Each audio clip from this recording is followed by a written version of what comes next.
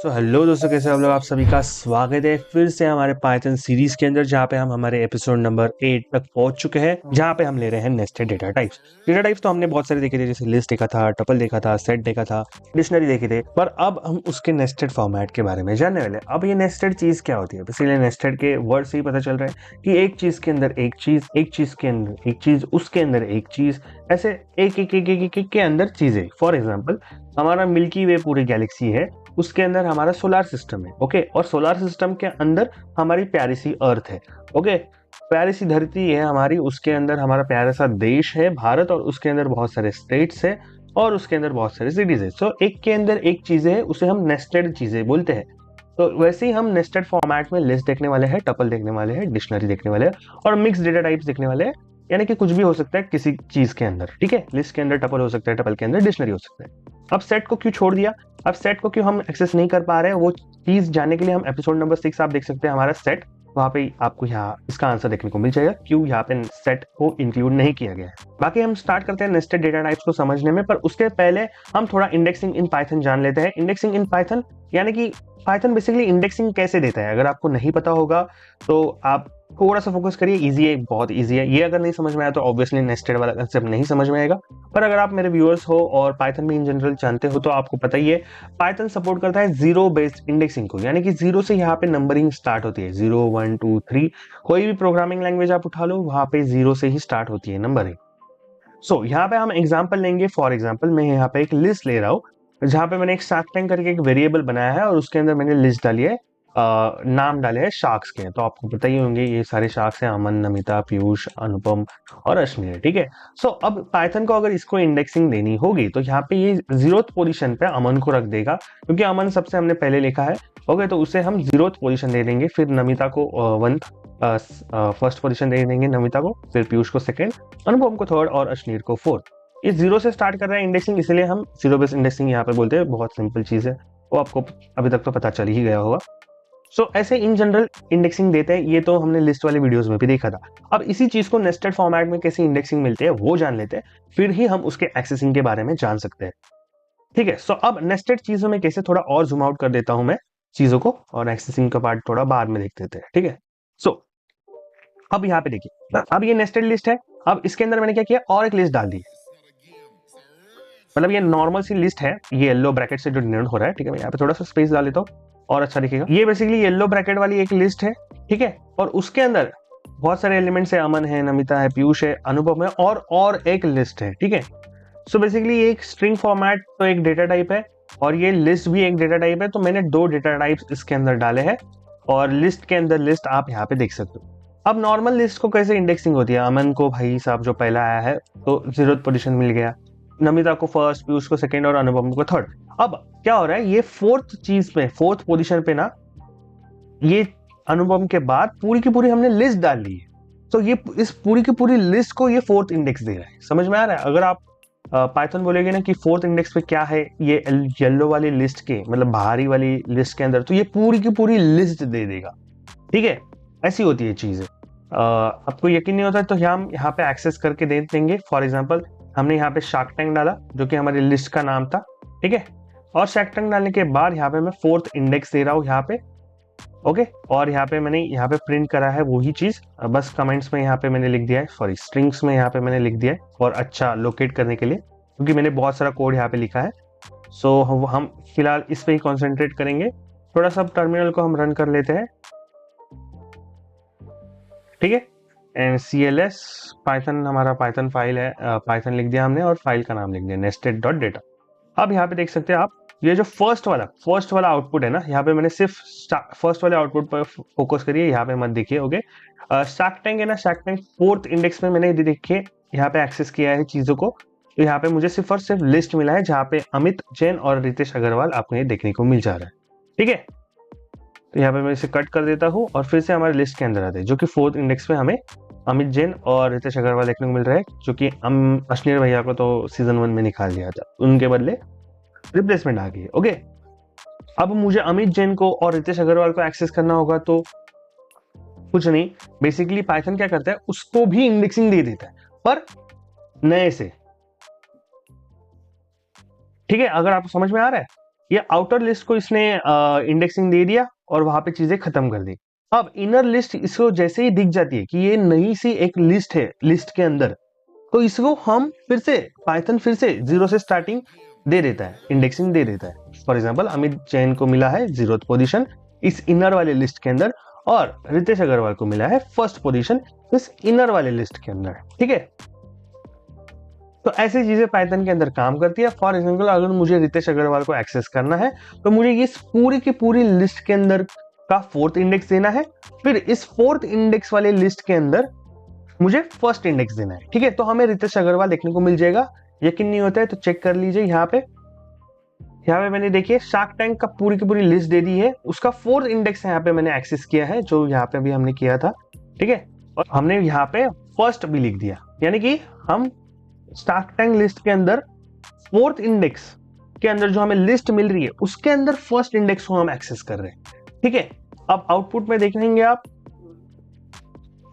ठीक है, तो यहाँ पे देखिए ये सेकंड वाला आउटपुट है हमारा, सेकंड वाला प्रिंट, उसके अंदर शार्क टैंक 4th के अंदर 1st डाल दिया तो रितेश अग्रवाल देखने को मिल रहा है, जो कि 4th के अंदर पूरी की पूरी लिस्ट देखने को मिल रही थी, और उसके अंदर भी हम एक्सेस करते हैं चीजों को 1 मतलब उसके इंडेक्सिंग डाल के, तो 1 इंडेक्स पे रितेश अग्रवाल है, रितेश अग्रवाल हमें देखने को मिल जाए।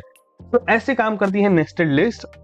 अभी तक तो आपको अच्छी तरीके से आइडिया पता चल गया होगा, और एक मैंने थोड़ा सा और प्रैक्टिस के लिए मैंने और एक लिस्ट ली है शार्क टैंक, उसको ही हम ओवरराइड कर रहे हैं बेसिकली। जहाँ पे हमने ये वेरिएबल लिया था बार बार हम वही वेरिएबल ले रहे हैं, तो चीज हर बार चीजें ओवरराइट हो रही है। ठीक है, तो वो आपको अभी तक समझ में आया होगा कि इसी वेरिएबल के अंदर नई चीज आ गई है, जो हमने नई लिस्ट दी दी है। ये जो आउटर लिस्ट है येलो वाली, उसके अंदर एक इनर लिस्ट है पिंक वाली, और पिंक वाली के अंदर एक इनर लिस्ट है ब्लू लिस्ट।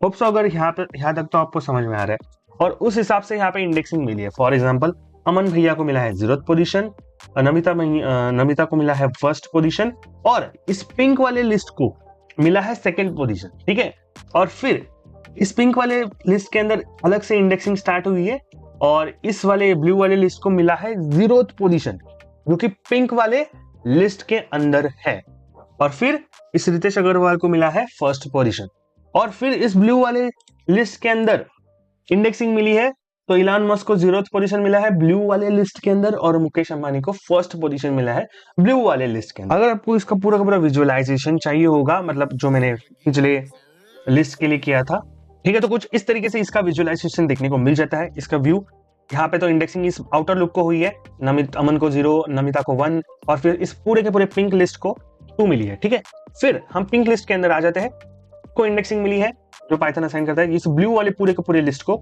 0th पोजीशन मिली है, फिर इस रितेश अग्रवाल को 1st पोजीशन मिली है। फिर हम इनर लिस्ट और अंदर आते हैं ब्लू वाले लिस्ट के यहाँ पे, जहाँ पे हम इलॉन मस्क को 0th पोजीशन देते हैं, और मुकेश अंबानी को 1st पोजीशन देखने को हमें यहाँ पे मिल जाता है। अगर मुझे मुकेश अंबानी को एक्सेस करना है तो मुझे सबसे पहले तो ये मेन लिस्ट को, जो ये येलो वाली लिस्ट है, उससे उसका रेफरेंस देना पड़ेगा। तो हमने दे दिया यहाँ पे शार्क टैंक, फिर उसका पूरा पूरा रेफरेंस दे दिया। अब हमें पिंक वाली लिस्ट का रेफरेंस देना पड़ेगा, क्योंकि मुकेश अंबानी उस पिंक वाले लिस्ट के अंदर ही ब्लू वाले लिस्ट के अंदर छुपे पड़े हैं।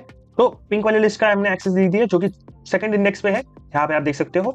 फिर जो पिंक वाली लिस्ट के अंदर जो ब्लू वाली लिस्ट है वो 0th पोजीशन पे, फिर जो ब्लू वाली लिस्ट के अंदर मुकेश अंबानी 1st पोजीशन पे। ठीक है, तो ऐसे करके हमने एक्सेसिंग दे दी है इसकी, और हम रन करेंगे इस प्रोग्राम को।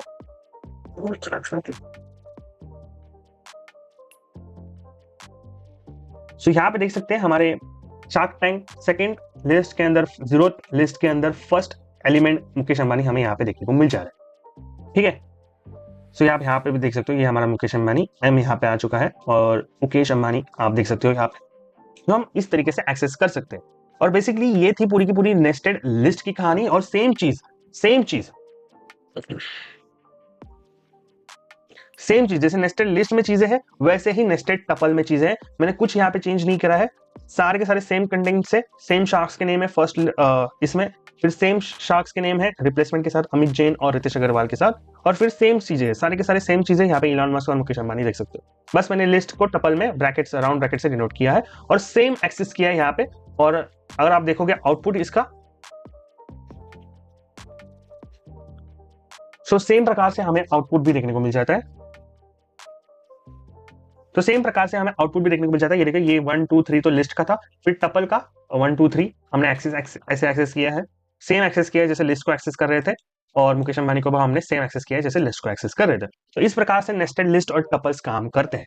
अब थोड़ा आगे बढ़ते हैं, नेस्टेड डिक्शनरी के बारे में देख लेते हैं कि नेस्टेड डिक्शनरी क्या कैसे काम करते हैं, क्योंकि ये की वैल्यू पेयर्स में ज्यादा से ज्यादा फोकस करते हैं। फॉर एग्जांपल आपको डिक्शनरी का स्ट्रक्चर पता ही होगा, एक की वैल्यू की देते हैं, फिर हमें वैल्यूज का एक्सेस देखने को मिल जाता है, ठीक है, हाँ एक्सेस कर सकते हैं। तो यहाँ पे मैंने बेसिकली एक डिक्शनरी 1 करके एक डिक्शनरी ली है, जहाँ पे अंदर मैंने जनवरी, फरवरी, मार्च, ठीक है, जनवरी, फरवरी, मार्च, अप्रैल, मई ऐसे मंथ्स डाले जो कि एज ए की मैंने रखा है, और उसके अंदर कुछ चीजें, फॉर एग्जांपल रिजोल्यूशन, ओके, जनवरी पे आए तो हम रिजोल्यूशन करते हैं बहुत सारी चीजों का, जिम का, नए साल का रिजोल्यूशन तो होता ही है कुछ ना। फरवरी तक आते आते हमारा रिजोल्यूशन टूट जाता है और हम यहाँ पे भटक जाते हैं, जो हम प्यार बोलते हैं उस चीज को। फिर हम थर्ड मंथ पे आते हैं हमारे मार्च पे, जहाँ पे बहुत सारे एग्जाम्स होते हैं, 10th और 12th के तो एग्जाम्स वहाँ पे होते ही रहते हैं।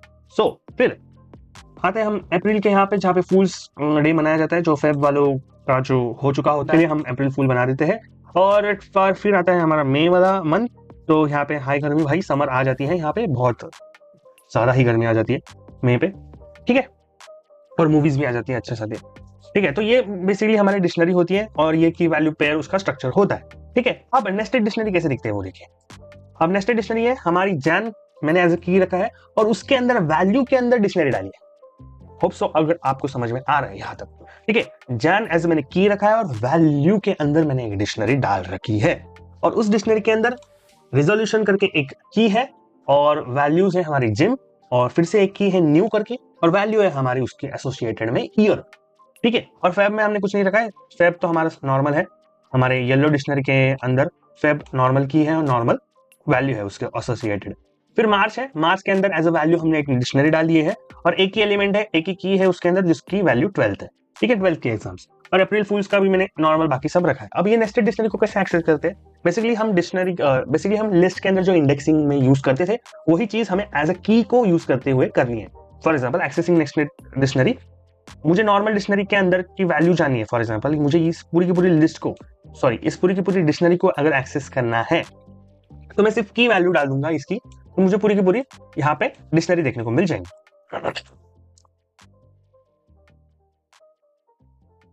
तो यहाँ पे आप देख सकते हो ये डिक्शनरी 1 का आउटपुट है, ओके। तो यहाँ पे मैंने डिक्शनरी 1 करके जैन करके डाला है, तो मुझे पूरी की पूरी यहाँ पे डिक्शनरी देखने को मिल जा रही है। पर जैन के अंदर मुझे अगर जिम को एक्सेस करना है, तो मैं ये डिक्शनरी 1 जैन डाल दूंगा, फिर उसके अंदर जो की है रिजोल्यूशन उससे डाल दूंगा, तो यहाँ पे मुझे जिम देखने को मिल जाएगा, ओके। ये की थी, जैन एक की थी, उसके अंदर हमें एक वैल्यू मिली जो कि डिक्शनरी फॉर्मेट में थी, और उस डिक्शनरी फॉर्मेट के अंदर जो की थी रिजोल्यूशन, उसे हमने डाल दिए, तो इसे हम जिम एक्सेस कर सकते हैं।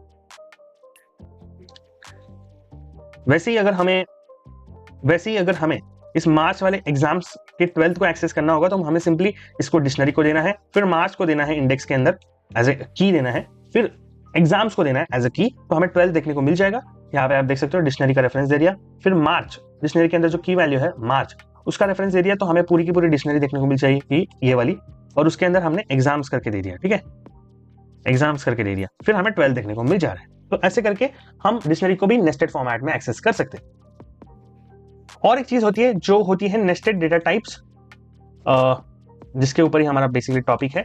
नेस्टेड डेटा टाइप्स यानी कि लिस्ट के अंदर डिक्शनरी कंसिस्ट कर सकती है, डिक्शनरी के अंदर लिस्ट कंसिस्ट कर सकती है। अभी तक तो हमने लिस्ट के अंदर लिस्ट देखा था, टपल के अंदर टपल देखा था, डिक्शनरी के अंदर डिक्शनरी देखी थी, ठीक है। अब डिक्शनरी के अंदर हम देखते थे लिस्ट कैसे काम करते हैं। बेसिकली ये देखिए, ये बेसिकली हमारी वही डिक्शनरी है, जैन में सब मैंने मंथ्स डाल रखे हैं, जैन, फरवरी, मार्च, अप्रैल, ठीक है, मई, ठीक है। और उसके अंदर एक डिक्शनरी है, और उस डिक्शनरी के अंदर हमने एज अ वैल्यू लिस्ट दे रखा है। ये आराम से आप देख सकते हो, आराम से मैं इसका पीडीएफ शेयर करूंगा, डेफिनेटली डिस्क्रिप्शन बॉक्स चेक कर देना। कुछ भी होंगे और चीजें जो रिक्वायर्ड होंगे, तो डेफिनेटली कमेंट बॉक्स ओपन है, वहां पे आप चीजें बोल सकते हो जो जो चाहिए आपको। और सो बेसिकली अगर मुझे इस जिम को, न्यू ईयर को, या फिर एक्सरसाइज को अगर मुझे एक्सेस करना है इस जैन की के अंदर के जो भी वैल्यू है उसके अंदर, तो मैं सबसे पहले उसका डेटा टाइप देखूंगा कि फॉर एग्जांपल मेरे पहले तो डिक्शनरी है, तो यहाँ पे सिंपली एक डिक्शनरी दे दूंगा मैं, उसके अंदर मुझे इस वाली चीज के अंदर एक्सरसाइज को एक्सेस करना है, तो बेसिकली यहाँ पे तो की देना पड़ेगा, क्योंकि डिक्शनरी है और डिक्शनरी के पास तो की है होती है, और की उसे हम दे देते हैं, ठीक है। तो की दे दिया हमने, फिर हमने देखा कि ये पार्ट पे हमें पूरी की पूरी ये डिक्शनरी देखने को मिल रही है, ओके, तो फिर से डिक्शनरी मिल गई, तो फिर से की देना पड़ेगा।